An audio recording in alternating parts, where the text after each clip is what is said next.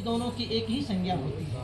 खील भी जहाँ पैदा होता है गरम गरम रेते में डाल देते हैं तो धान से खील खिल जाता है। अब बिल्कुल वाइट धवल होता है, कोई दाग नहीं होता है। ऐसे ही बेटी का जब विवाह संस्कार करके दूसरे घर में जाती है तो गृहस्थ जीवन है, कभी सुख दुख लगा भी रहता है, लेकिन अपने माता पिता के सामने हमेशा मुस्कुराती हुई मिलती है। अपने मन के दुख को वो बतलाती नहीं है।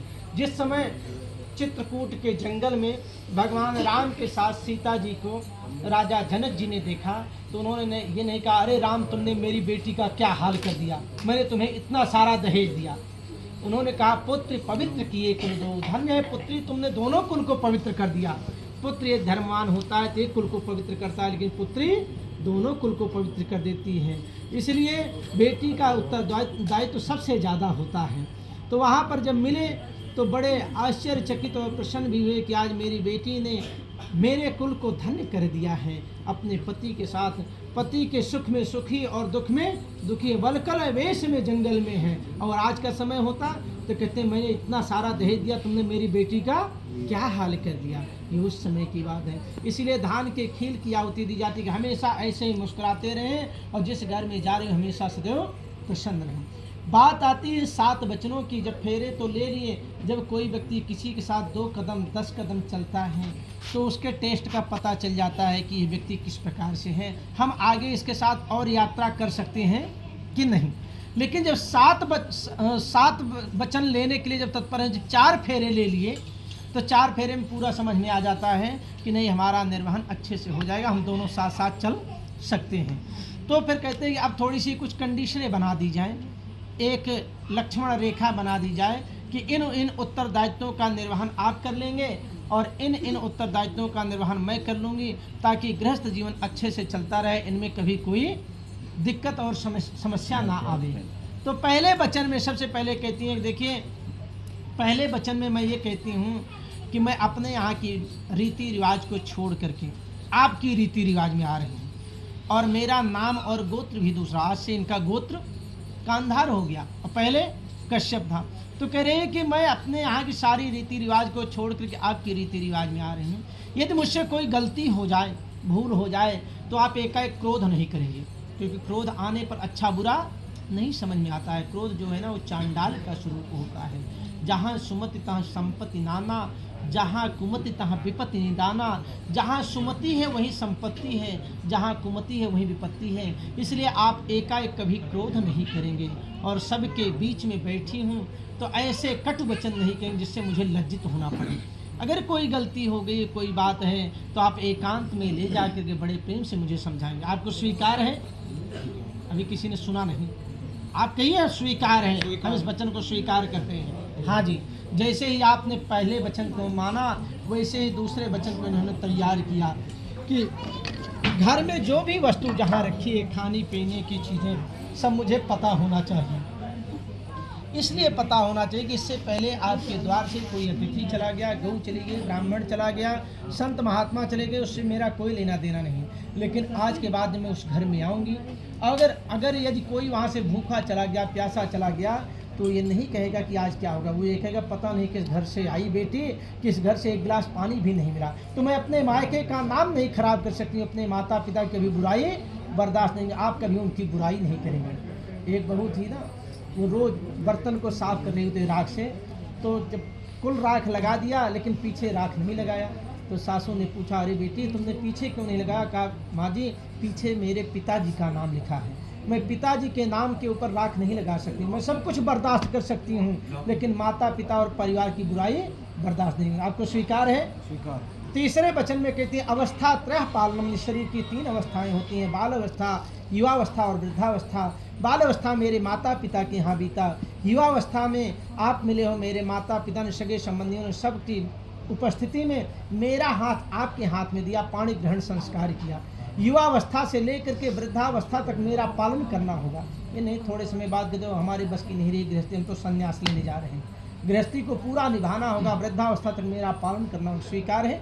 स्वीकार है। चौथे वचन में कहते हैं, कोई भी धर्म कर्म जप तप यज्ञ अनुष्ठान जो भी करना है ना, दोनों सलाह ले करके करेंगे और जो पुण्य का आधा भाग है मैं ले लूँगी।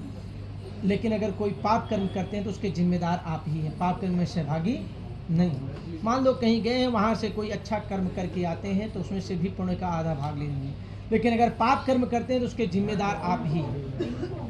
मैं जो पुण्य कर्म करूँगी उसमें आपको छठा भाग मिलेगा, लेकिन अगर गलती से मुझसे कोई पाप कर्म हो जाए तो उसमें आपको आधा लेना पड़ेगा। पत्नी जो है हमेशा पुण्य कर्म की अधिकारिणी है, पाप कर्म की नहीं। प्रैक्टिकल में जान लो, जैसे कोई डॉक्टर है ना, उसकी पत्नी कम पढ़ी लिखी है तभी वो डॉक्टरानी कहलाती है, मास्टर है तो मास्टरानी कहलाती है, ये पुण्य कर्म हुआ।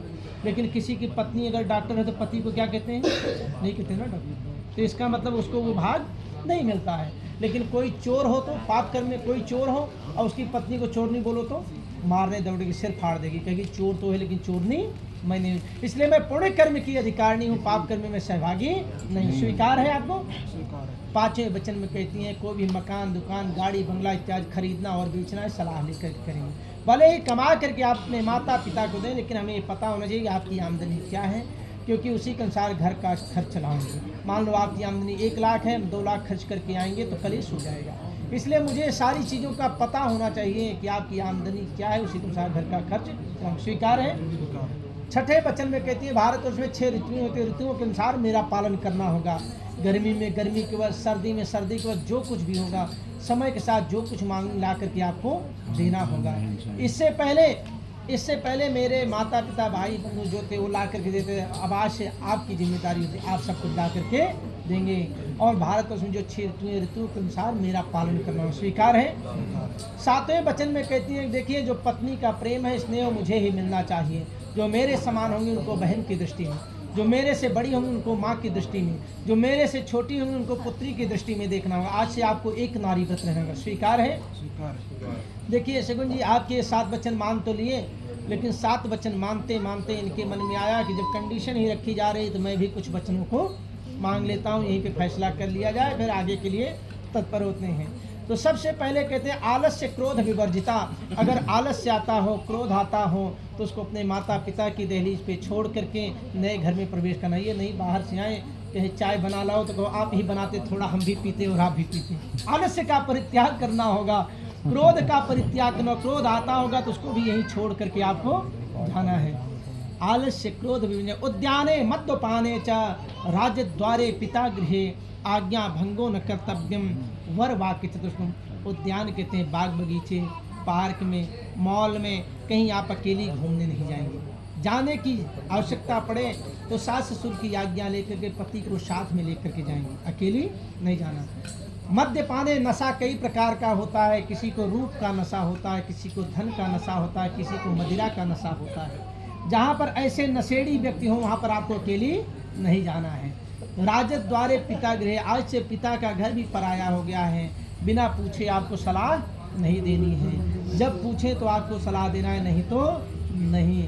और 2 दिन तो बिना बुलाए जा सकती हैं, रक्षाबंधन और भैया दूज को, बाकी दिन बिना बुलाए आपको जाना नहीं है। आदर सत्कार के साथ बुलाएं तो आपको जाना है। सती जी को भगवान शंकर ने मना किया, देवी मत जाओ, और नहीं मानी गई तो अपमानित होना पड़ा।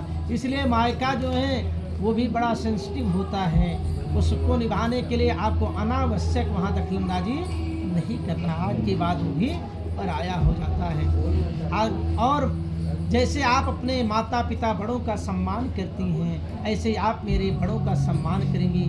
आज्ञा भंगो न कर्तव्यम, मेरी आज्ञा का आप पालन करेंगे, उल्लंघन नहीं करेंगे। तो आप जब मेरे आज्ञा का पालन करोगे, इन 4 वचनों को निभाती रहोगी, तो हम आपको उन 7 वचनों को निभाते हैं। आपको स्वीकार है? दोनों लोग ऐसे अग्निदेव को साक्षी दो और ध्रुव तारा का स्मरण करो उत्तर दिशा की ओर। वो जैसे स्थिर हैं वैसे हम संकल्प लेते हैं कि हमने जो वचन लिया है उस दोनों को निभाने के लिए हम दोनों तत्पर हैं। और जब सारी बात मान लिए तो मांग भरना, डिमांड पूरी करना। सिंदूर दान का समय आ गया तो खड़े हो जाइए दोनों लोग, एक दूसरे का हाथ पकड़ के स्थान चेंज